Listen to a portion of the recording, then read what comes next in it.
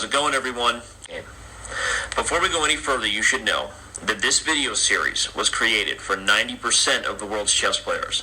Those of you who learn how the pieces move, the relative values of each respective chess man, and that the ultimate goal of the game is to checkmate the enemy king. But most people never have an opportunity to learn even the most basic strategies, let alone receive any insight into the higher levels of chess understanding. With this video series, we intend to help you achieve just that. Most people never have even a single lesson with a chess pro.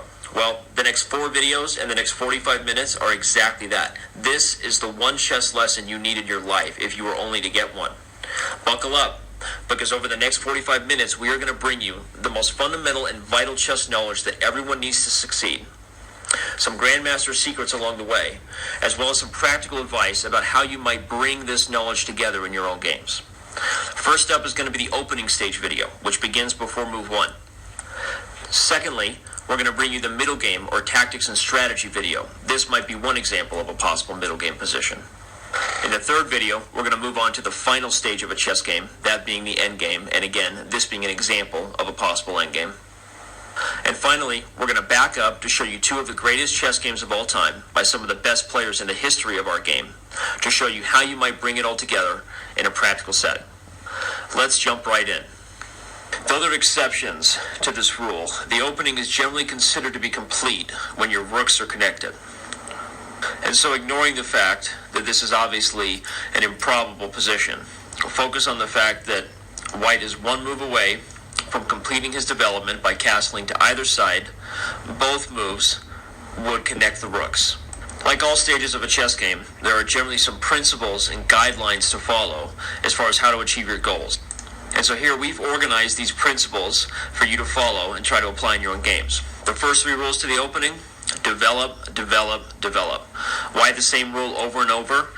Because it's that important. Arguably the most important piece of advice you'd ever be given is to use all of your pieces whenever you play a chess game. Development means to literally improve your position by expanding it. And both sides will typically try to develop their pieces as quickly as possible. Making some random moves here to see. Right now it's not so important where you're bringing your pieces. We're just going to try to show an example of how the pieces might be brought out into the game so that both sides might complete their development and get castled. The basic idea here is that both sides have completed their development by connecting their rooks, and they both brought out their minor pieces first, which is usually the easiest way to start fighting for control over a position. Like this dream position shows us, the rule number 4, as far as how to play the opening, is to develop your pieces toward the center. This would be an ideal example of how in a perfect world, if your opponent didn't challenge your development and your goal, you might develop your pieces to control the most important area of the board. Why is the center the most important area of the board? Let's use the knights as an example. Every piece typically does better in the center than it does on the edge of the board. But the knights in particular really highlight this principle. As we can see here, White's knight on e4 is attacking or controlling, depending on how you look at it, up to 8 territories. Whereas a knight on the corner is only attacking up to 2. Though this is an extreme example, it should hopefully display for you that you would like to get every one of your pieces in the center, where they're on their ideal squares if possible. And so now you likely understand why we would refer to this as a dream development for White. Obviously, both you and your opponent will be fighting to do this so much as far as to attack the center. So achieving a dream position like that is not completely practical. Let's go over a couple different examples of how players develop, both sides trying to attack the center. Here with the move e4, expanding, opening up diagonals, and attacking the center. Black following suit with the move e5, trying to do the same. White develops a piece to put pressure on the center, and Black now develops a piece to defend the center. There are many options here at play, including moves like bishop to c4, which can lead toward a 2 knights or a gioco piano. The move bishop b5, which is probably one of the most popular openings in the history of chess, the Ruy Lopez. As you can see, by attacking the knight, we're indirectly increasing our control over these 2 squares. And And there's also the four knights opening, which the moves have already been displayed once earlier in this video, and now we'll describe it as such that both sides are simply developing their pieces, their minor pieces first, which is the best way to do it. And they didn't just develop their pieces to random squares, but rather tried to bring them toward the center with both sides fighting for potential control over the most important squares. Again, why? As we reviewed, every piece will have better potential when in the center. And you'll notice that most mainline openings and all Grandmaster theory is contrived from this principle. Develop, develop, develop your pieces being the first three principles, and rule number 4, let's develop them toward the center. We're halfway there, living on a prayer, and don't you dare change that channel. Our fifth rule goes very well in conjunction with the first 4 principles you've learned, and that is to never move a piece twice, at least not before move 10. The basic idea should be obvious. If both players are trying to fight as aggressively and accurately as they can over the center, it doesn't make sense to try to battle your opponent's entire army with one piece. For example, let's focus on a queen's pawn game, which, unlike e4, is slightly more geared toward control the center with the pawns. After d5 by black, usually you'll see white follow up with a move like c4, with the idea being that if black already breaks the principle of moving a piece twice, he's given up control over the center. White will then attack the center, and we've already learned the value of the center if you remember earlier in the video. So this should be clear to understand why this would be a nice opportunity for white. And after the pawn is recaptured pretty quickly, white is happy. So rather than move a piece twice, black will develop another pawn into the center, with either e6 or c6 being the most popular options, choosing to defend the center rather than to relinquish it by moving a piece twice. White will continue to develop pieces with the same purpose of putting pressure on this critical point, trying to induce black to move a piece twice and therefore allow control over the center. Good players will continue to defend, and as we see, both players will continue developing pieces, once again, putting pressure on a piece that indirectly puts pressure on these critical squares. And again, rather than moving the knight away, which in this case would actually lose a large amount of material as the knight is pinned to the queen, black will continue to develop pieces to defend these critical points. And you'll notice after a few more moves of developing, neither side is considering moving a piece twice, but rather trying to bring their pieces into the middle part of the board and get castled as quickly as possible. Speaking of castling, I'm about to hit you with some big news. You ready? Principle number 6 is that both players should be able to get their kings castled, get their kings to safety by the first 10 moves of every chess game they play, if not by the first 7 moves. Most mainline openings, including the Queen's Gambit decline that I just showed you, back up to, let's say, the Ruy Lopez, an opening we've already displayed. You'll notice that even as early as move 4, white is already prepared to castle, and black, after developing his pieces, would not be too far behind from doing the same thing, perhaps defending the pawn, developing a piece, and getting castled.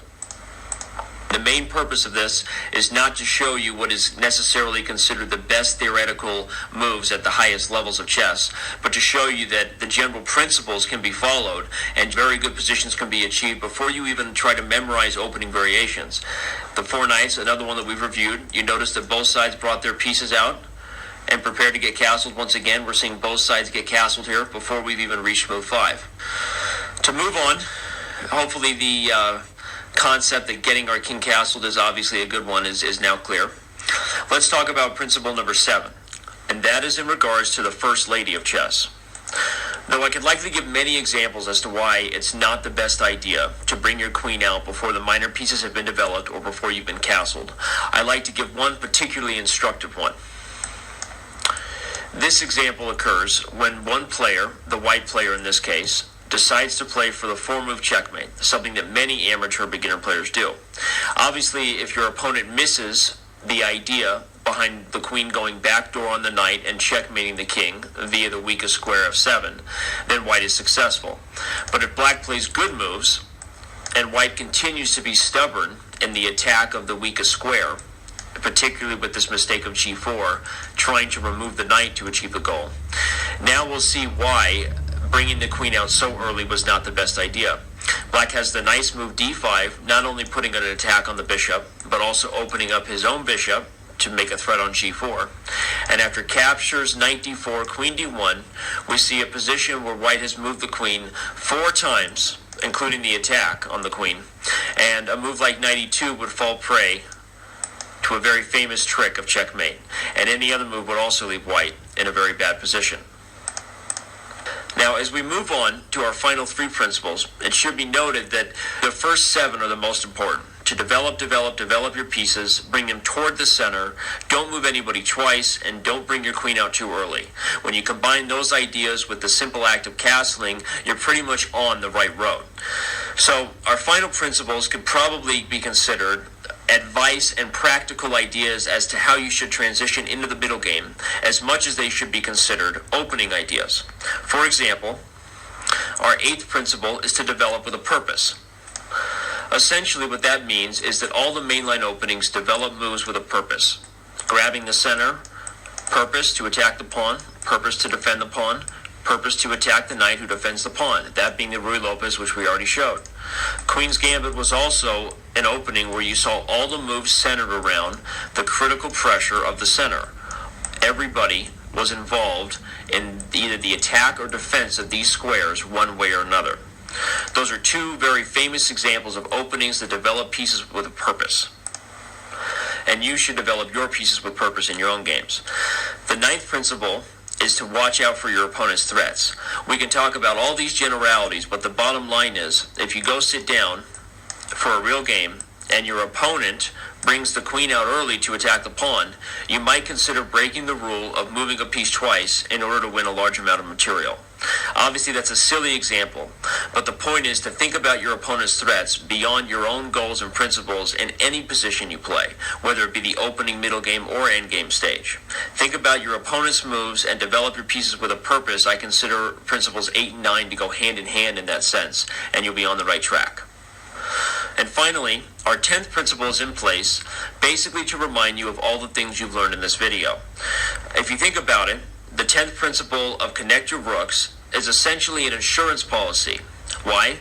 Because if you're in a position to connect your rooks, whether it be by castling or completing your development with another piece, by definition, that means that you've achieved your goals of the opening. You followed all the principles of developing your minor pieces, attacking the center hopefully, bringing the queen out only when it was time, and by finally safeguarding the king and connecting the rooks, you are ready to do battle in the middle game. In summary, let's review the principles you've learned in this video today. Develop, develop, develop. Not a single thing more needs to be said. You have to use your entire army in order to win chess games at any level. Control the center. This principle is in place to remind you that your pieces are best placed when they're in the middle of the board where the action is. Don't move a piece twice. Moving even a single minor piece twice can steer you wrong and get you away from achieving your goals of developing all of your pieces. You must use your entire army. Castle early. In many cases, you can even achieve this before move 7, but certainly by move 10, you should be castled and your king safe. Don't bring the queen out too early. We saw an interesting example as to why it's not the best idea to use the first lady of chess so early in the game. Remember this and don't use the queen early unless completely necessary. Develop with a purpose. Essentially, your moves should have reason. Instead of just moving them to random squares, we saw in the Ruy Lopez and the Queen's Gambit that all high-level openings, all Grandmaster ideas, develop pieces with a plan and with a purpose. Think about your opponent moves and threats. Obviously, just bringing them out to random squares wouldn't be a good idea, and nor would it be a good idea to ignore your opponent's moves and threats. These principles are in place as guidelines to help you in your own games, but you have to think about your opponent's moves at the same time. Connect the rooks, the insurance policy that's there to remind us if we've connected the rooks, then we followed all these principles in this video and we are ready to rock and roll. Everything you need to know about the opening is now complete. We hope you enjoyed this video and we will see you around.